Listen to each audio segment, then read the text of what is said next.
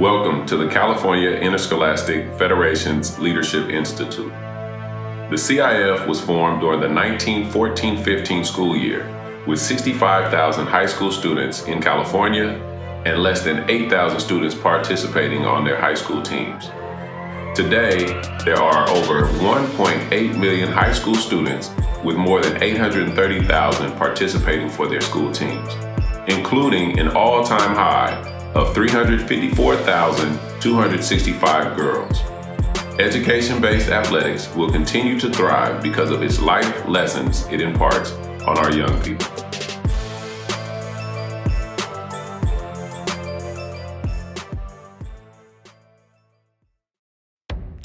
In this video, we will discuss Bylaws 503G, H, I, J, K, and L, which covers physical examinations, concussion, steroid prohibition, sudden cardiac arrest protocol, heat illness, emergency action plans, and AEDs.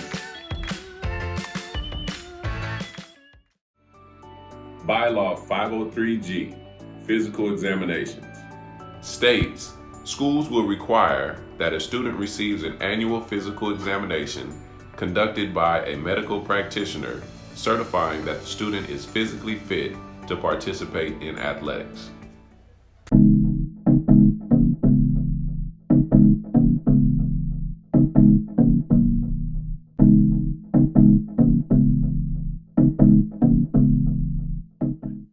Athletic physicals on an annual basis aren't necessarily the most fun things to go through. However, they are exceptionally important. The physician needs to be able to look at an athlete once a year, and the biggest component of that is the health screening, the family history and the student history. What things have gone on in that student's family that might lead to certain conditions, and what conditions might have this athlete experienced before, whether they be orthopedic, whether they be heart. In their history, do they have unexcused chest pain, shortness of breath? Have they had dizziness that they haven't been able to explain? These are signs and symptoms of potential cardiac issues, and they need to be identified before they might manifest themselves on the field. If a student has had past head injuries, concussion, or others of that nature, the physician needs to know, and the coaches need to know in order to make sure they are taken care of. During the physical, not only are they doing the health history, but they're also doing a basic cardiac screening. Blood pressure, listen to the heart to make sure things sound and are working at least average and normal. And then finally, the orthopedic screening. Students have to check out their ankles, knees, and joints. If there's been previous injuries, some weaknesses may be identified and can be worked on, particularly with the athletic trainer that's on site. It's important for our coaches and our athletic department to know all this information so that we understand and are fully supportive of that athlete being ready to go and there are no issues moving forward. The importance of an athletic trainer at a high school is immeasurable. I mean, if you're having an athletics program, you really should be having an athletic trainer to take care of our athletes. And it's important not just to have an athletic trainer just at games.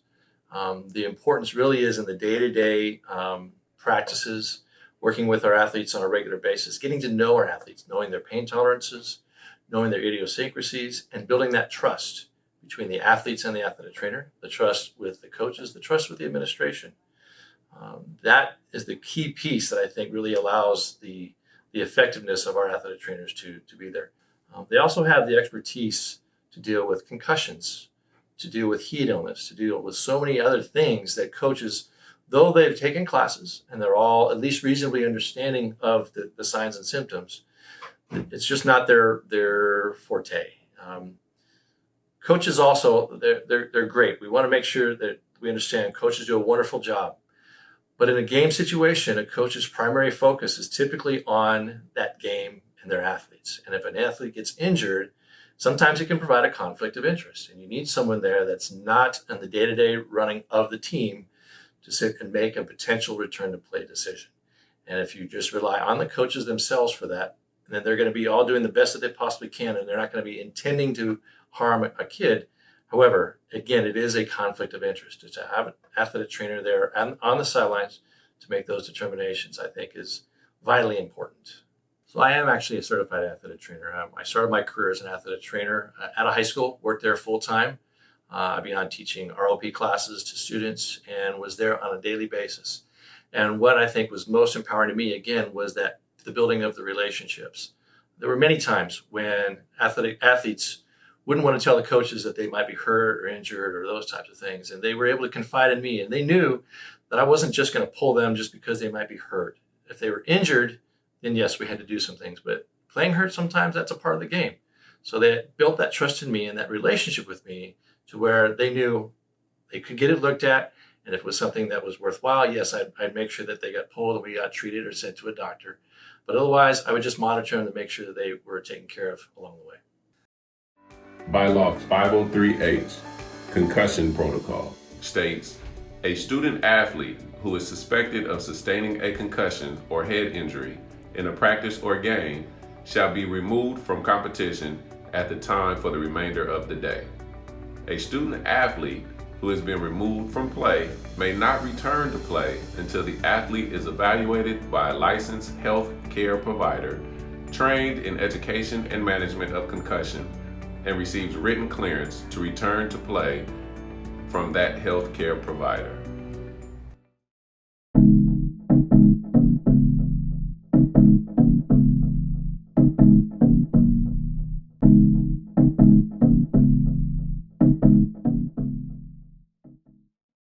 The most important things to remember about our concussion protocol is, number one, at the beginning of every season or with that pre-participation packet, there is an information sheet about concussions that goes home to the student athlete and their guardian or parents about what is a concussion, what does it mean, what are the signs and symptoms, because we want everyone to become aware of what a concussion is. The second thing is, if that student athlete experiences symptoms and signs of a concussion, either during practice or games, they are pulled out immediately by either the coach, sometimes it's the fellow athletes that observe that there's something going on with their peers, or an athletic trainer if a school is fortunate enough to have one, and that student athlete is not to return to that practice or game the same day, nor can they return until they've been cleared by a licensed healthcare provider. And the thing about that return to play is it can be no less than 7 days from the diagnosed date of concussion. Now, a lot of questions are, well, wait a second, what about the diagnosed date versus the actual date of concussion? The reason that we're very clear on that is because let's say that Pat has a concussion on a Friday night, and Pat doesn't go and get evaluated until Monday. Pat, who's very eager to get back on the field, could say to that clinician who's evaluating Pat, oh, my concussion was actually a week ago. And they could fudge a little bit on that date of concussion. So we're trying to prevent those exuberant athletes who want to return back to play too soon because they don't understand the extent of what it means to have a concussion. And that's why we choose the diagnosed date of concussion. So when Pat has a concussion on Friday, gets evaluated on Monday, Pat doesn't say that the concussion was a few days earlier, so Pat can try to play again on Friday. Pat's diagnosed date of concussions on Monday. That means it's a full 8 days before Pat can go back and play again, and that would be 8 days from the date of diagnosis. So I hope I've made that clear, but we have that written out in our Q&A. If there's ever any questions, you can contact us at the CIF office. Bylaw 503K, Heat Illness Protocol. A student athlete who exhibits signs of heat illness while participating in or immediately following an athletic activity must be removed immediately from participating in a practice or game for the remainder of the day. A student athlete who has been removed from play after displaying signs and symptoms associated with heat illness may not return to play until the athlete is evaluated by a licensed healthcare provider and receives written clearance to return to play from that healthcare provider. Heat stroke is a very preventable cause of sudden death in athletes at all levels, from young to high school to older to even professional athletes. Heat stroke is part of a spectrum of heat illnesses.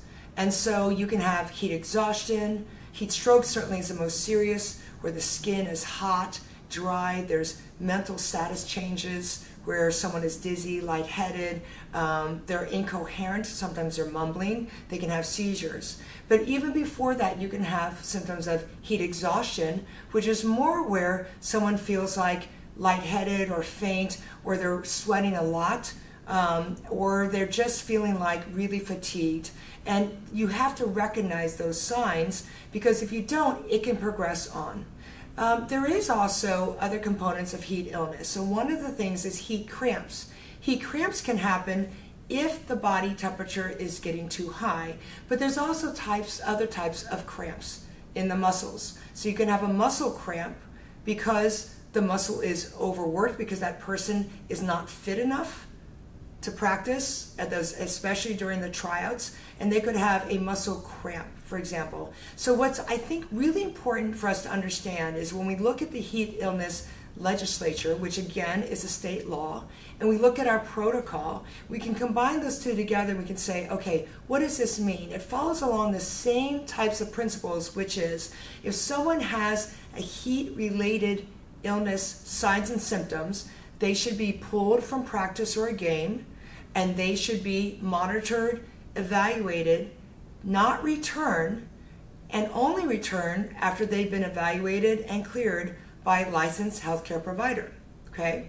So when we think about that, we could say, okay, that makes sense. If someone is dizzy, lightheaded, they have a fast pulse, they're sweating heavily, they have other signs and symptoms of heat exhaustion, we certainly don't want heat stroke, so we need to know those symptoms. These coaches have to be educated. Our coaches, your coaches, have to be educated about this. When we talk about heat cramps and muscle cramps, one of the things that we will have on our website, and so if you're not familiar with our website, you should go to cifstate.org. And under sports medicine, there are categories of questions that you may have. And under heat illness is a really important Q&A about, what if my athlete has cramps? Is that a part of heat illness?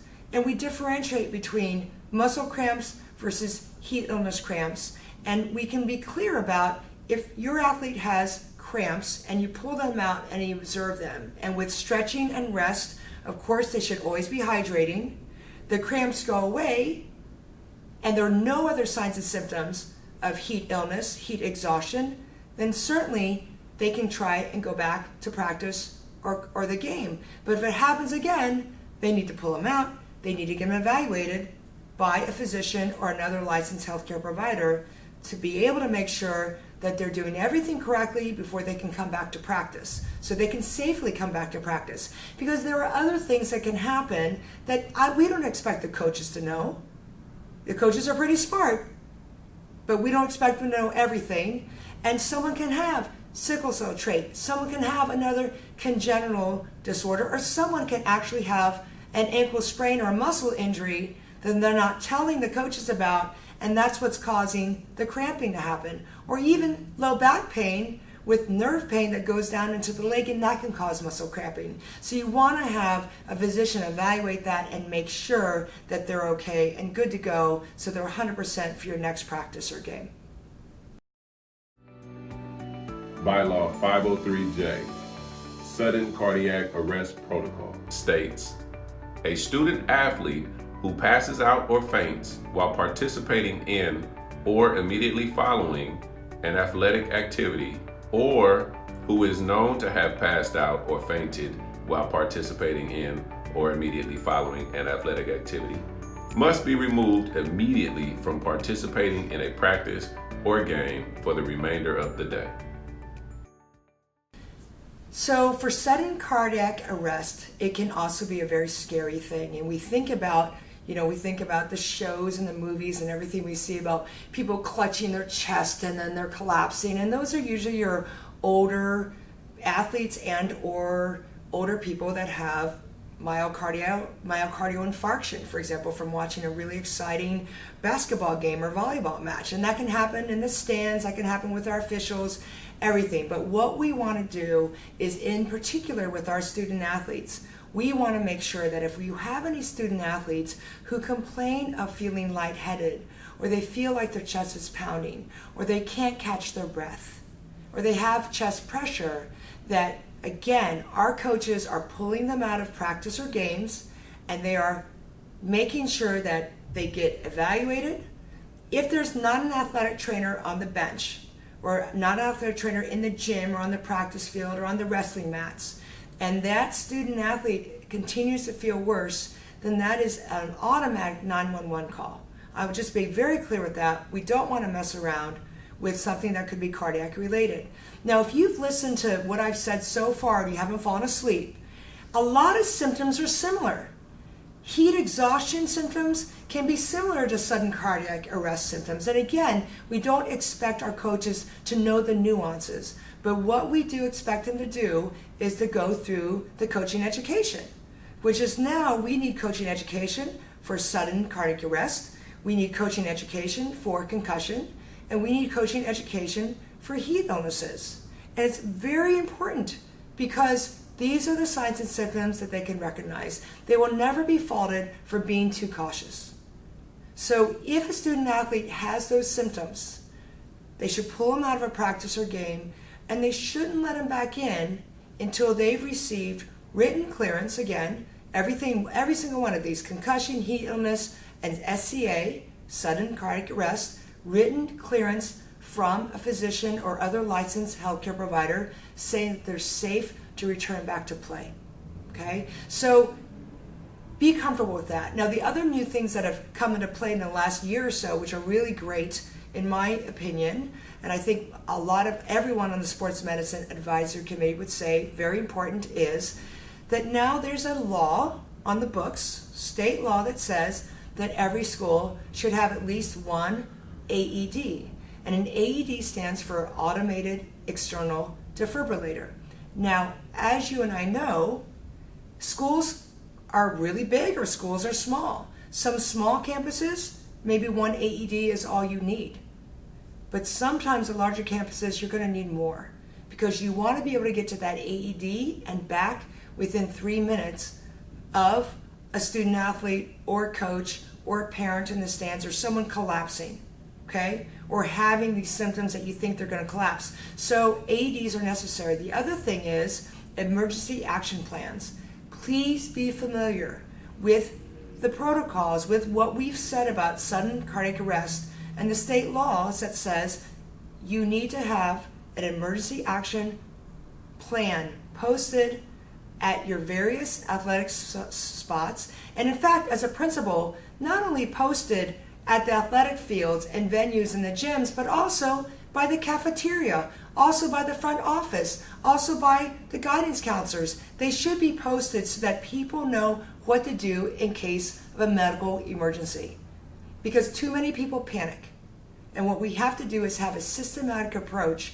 Everyone in your campus needs to also know where the closest AED is located. And they also need to have a plan. And so there is a program called Anyone Can Save a Life. It's free, downloadable. The National Federation of State High School Associations, you're familiar with it, but if you're not, it's NFHS, and it essentially is the governing body nationally over all of the state federations, and they have sent out copies of this as well to every single high school in our country. And you can also, though, go online and look it up. And it's a very easy thing to teach every team on your campus about what they can do as a team, as students and coaches, if someone collapses.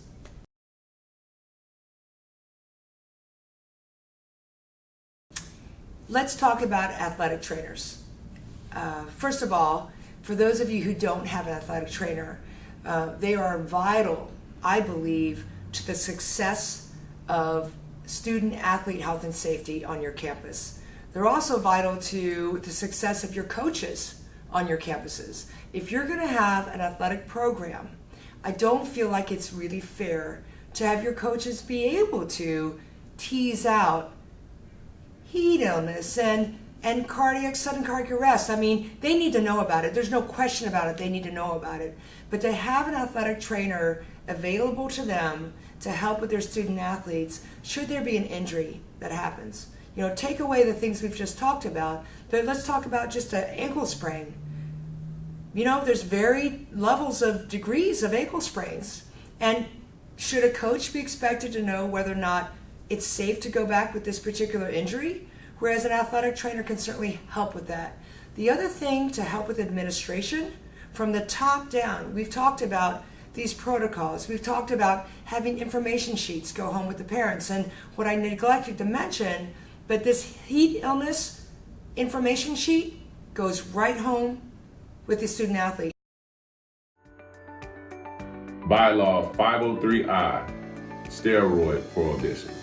As a condition of membership, all schools shall adopt policies prohibiting the use and abuse of androgenic anabolic steroids.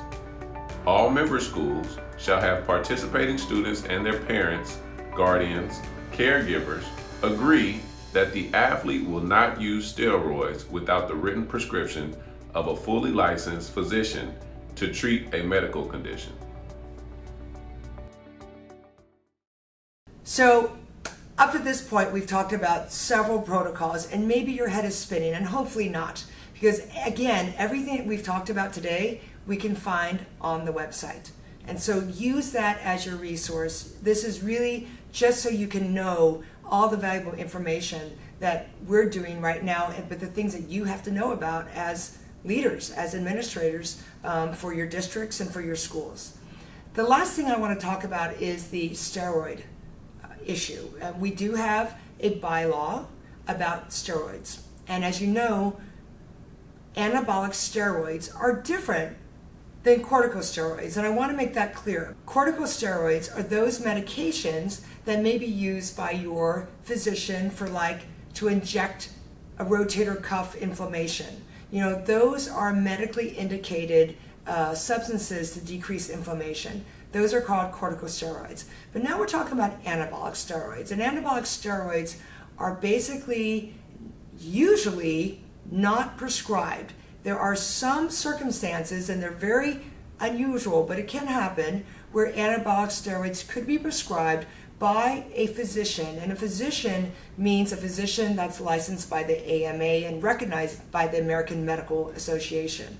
So if we eliminate those cases of student athletes that have this prescription by a physician, then we've got this whole other group of anabolic steroids that your student athletes may be using because they go and they work out at a gym and they find out that someone else is using an anabolic steroid, and those steroids may help them get an advantage. Muscular, there's no question about it, they work, okay?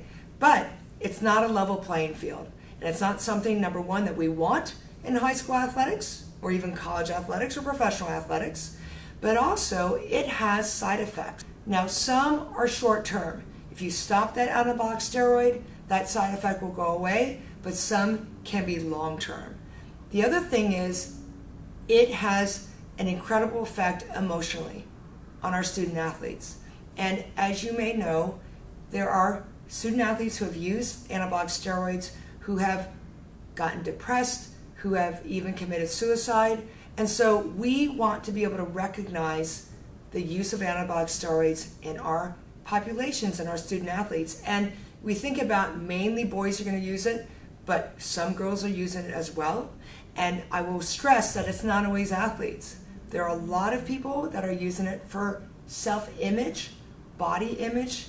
And so it may not be your athlete who's using it, but it may be another member of the school body, and we want to be able to recognize those. So we have as well an information sheet. We have a protocol that says that a steroid information sheet, anabolic steroid information sheet, needs to be sent home, again with the student athlete. I say sent home. The student athlete needs to take it home and show it to their parents, guardians, review it together, and sign off on it that they understand and they agree to not use anabolic steroids. But that's just as important as what we've talked about already with the concussion information sheets, SCA information sheet, and the heat illness information sheet, because we have to make sure that our student athletes understand the risks of using anabolic steroids, that no matter what advantage they get, that the risks are just too high. Bylaw 503L, Emergency Action Plans and AED Protocols, states a school shall ensure that there is a written emergency action plan in place that describes the location and procedures to be followed in the event of sudden cardiac arrest and other medical emergencies related to the athletic programs, activities, or events. The school shall have at least one automated external defibrillator, AED, for the purpose of rendering emergency care or treatment. The school shall ensure that the AED or AEDs are available to athletic trainers, coaches, and authorized personnel at these activities or events.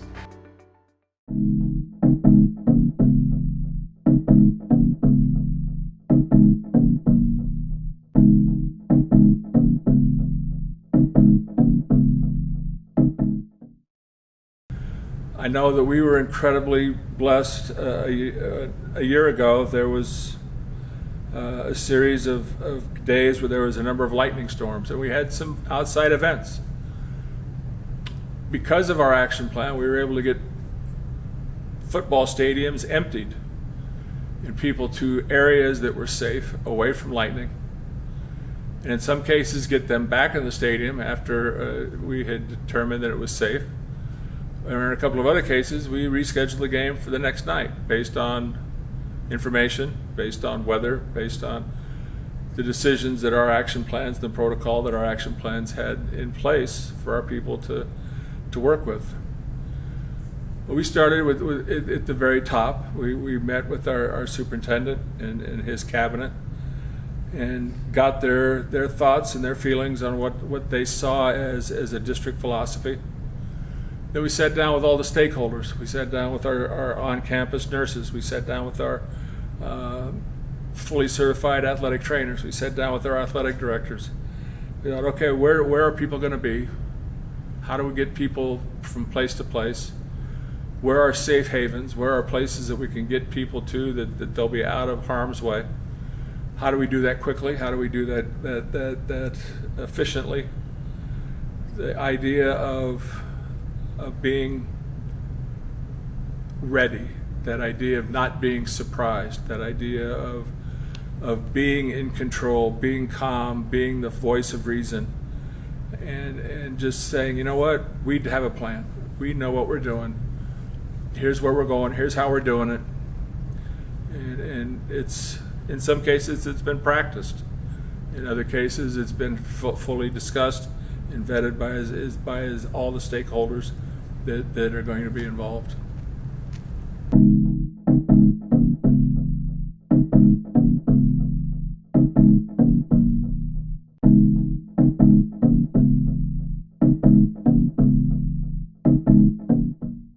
California has the highest suicide rate of young people in the United States, and San Diego and Southern California in particular have higher suicide rates than other parts of California. So in San Diego, we felt the need to address this issue and begin to help kids in this respect. I don't think there's any question we're facing a mental health crisis in all ages of people in the United States. I think there's lots of things that are attributed to that. But the one that keeps popping up regularly is social media and the effect that the lifestyles that our young people now have relating to social media have an impact that can be negative on their mental health. There's lots of pressures for kids. We all know about those. They've always been there. That with school and with parents and athletics and trying to balance a busy lifestyle, there are pressures on kids. But when you add social media to that, I think it often can become negative for kids. The mental health crisis that we're having needs to be addressed by high schools and by high school athletics specifically, in my opinion. We have a platform to deal with this. We also always used to have, or take the approach that because students are athletes, that they are better equipped to deal with things in life, a lot relating to mental health. We didn't see athletes getting depressed years ago, at least we didn't know about it. And I think we are more aware of it now, and there are some results of kids having some mental illnesses that we're seeing regularly. We used to think, athletes, we teach our kids to be tough, to be mentally tough, to suck it up, to rub some dirt on it, that know the difference between an injury that you can play with and one that you cannot. And we lauded kids, we applauded kids who were showing mental toughness and would return to games with injuries and deal with those things, where now a mental illness is not seen in the same way as a different kind of injury. There is I think a view of mental health as a weakness if someone is not mentally strong, and we've always tried to applaud that in athletics, that you need to be mentally tough.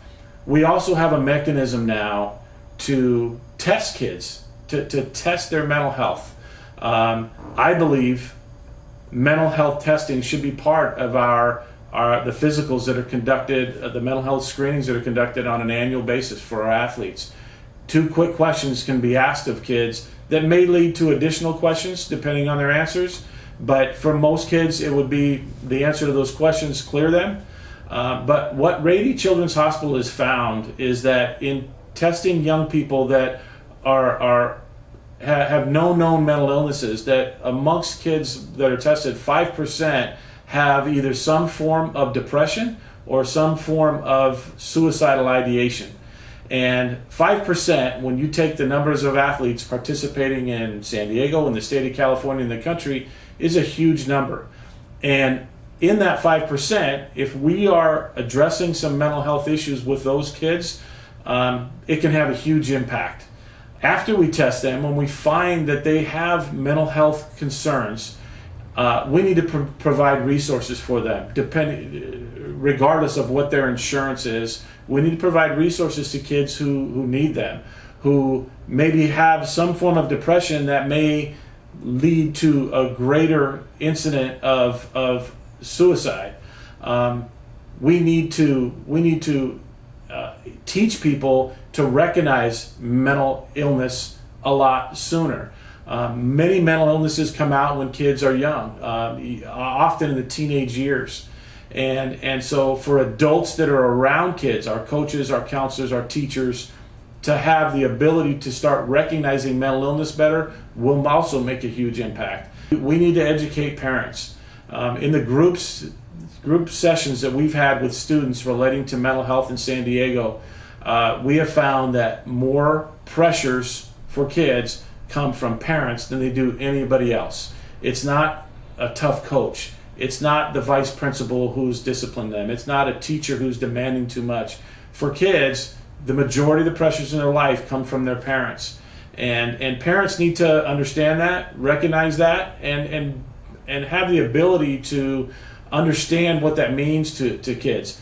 I think we can be demanding of our kids. I think we need to be push kids as far as we know they can be pushed, to make them better people, to make them better athletes, and to help them grow up. But we also have to understand what limitations kids have. Our goal is that we would, in the very near future, be testing all athletes as part of their mental health screenings to identify those kids who need help and then to get them help. Thank you for receiving this information and taking action to improve our student athletes' health and safety at athletic events. In the description, you will find more resources about student athletes' health and safety on high school campuses throughout California.